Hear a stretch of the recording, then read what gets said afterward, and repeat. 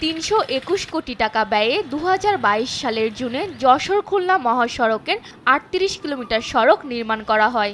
সড়কটি টেকসই করতে সর্বোচ্চ লোডিং ক্ষমতা নির্ধারণ করা হয় ২৭ টন। মনিটরিংয়ের জন্য ১.৫ কোটি টাকা ব্যয়ে সড়কের পাশে বসানো হয় ওভারলোডিং পরিমাপ যন্ত্র। কিন্তু মাত্র ৩ দিনের মাথায় ক্ষমতাসীন ব্যবসায়ীদের হস্তক্ষেপে ওভারলোডিং পরিমাপ বন্ধ হয়ে যায় বলে জানান সংশ্লিষ্টরা।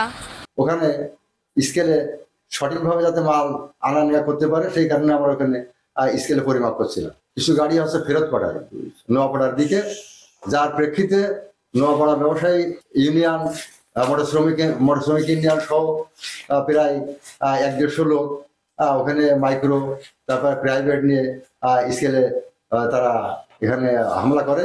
এরপরে আমি ঊর্ধ্বতন কর্তৃপক্ষের সাথে কথা বলার পরে স্কেলটা আমরা আপাতত ওই সময় বন্ধ রাখি। প্রতিদিন গাড়ির প্রতি অন্তত ৬০ থেকে ৭০ টন পণ্য আমদানি রপ্তানির ফলে অতিরিক্ত লোডে নষ্ট হয়েছে সড়ক, সৃষ্টি হয়েছে উঁচু নিচু খানাখন্দের, কমেছে সড়কের আয়ুষ্কাল। ধুলোবালিতে লোকদের চলাফেরা বিশাল কষ্ট হয়ে যাচ্ছে। রাস্তায় উঠলেই বাসায় যায় গোসল না করলে আর ঘরে ওঠা যাচ্ছে না। এর ভিতরে গাড়ি চলার কোনো কায়দা নেই, বেহাল অবস্থা, গাড়ি ঘোড়া চলতে মানুষজনের খুব ক্ষতি হচ্ছে। দেশের দক্ষিণ পশ্চিম অঞ্চলের ব্যস্ততম মহাসড়কের ৩৮ কিলোমিটার মেরামতে গত এক দশকে ব্যয় হয়েছে অন্তত ৪০০ কোটি টাকা। যতবার সড়কে মেরামত হয়েছে ততবারই সৃষ্টি হয়েছে উঁচু নিচু খানাখন্দ।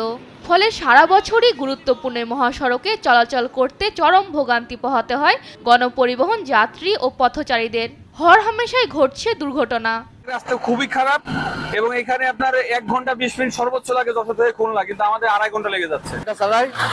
প্রতিনিয়ত গাড়ি আবার ওদিনও পাতে ভেঙে গেছে, প্রতিনিয়ত গাড়ি ১০ চাকা ভেঙে পড়তেছে রাস্তার পরে, প্রতিনিয়ত পাল্টি খাচ্ছে।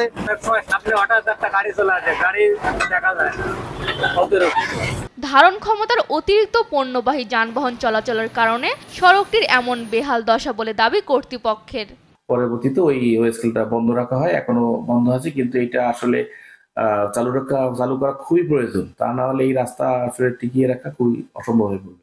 এ ব্যাপারে উদ্যোগ বলতে যদি ওভারলোডের ব্যাপারে আমরা প্রতিনিয়ত রিপোর্ট করে যাচ্ছি, এই যে রাস্তা খারাপ হচ্ছে প্রতিনিয়ত আমরা ছবি তুলতেছি এবং বিভাগীয় মেরামত করে রাস্তাটা সচল রাখার চেষ্টা করতেছি। গুরুত্বপূর্ণ এই মহাসড়কটি প্রভাবশালী ব্যবসায়ীদের দখলমুক্ত করে ও ওভারলোডিং নিয়ন্ত্রণে কার্যকর পদক্ষেপ নিতে সংশ্লিষ্ট কর্তৃপক্ষের হস্তক্ষেপ কামনা করছেন ভুক্তভোগীরা।